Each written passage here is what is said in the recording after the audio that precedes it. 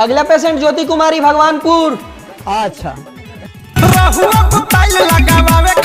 हाँ बोली का परेशानी बाटे? देखिए ना डॉक्टर साहब, शादी के 4 साल हो गए, अभी तक लड़का फैका ना भइल। मरद कहाँ बड़ा?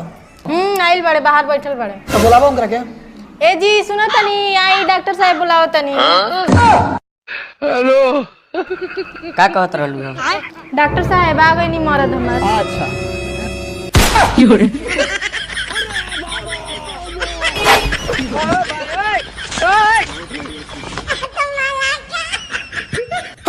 लेकिन ये साला कर क्या रहा है यहाँ पे?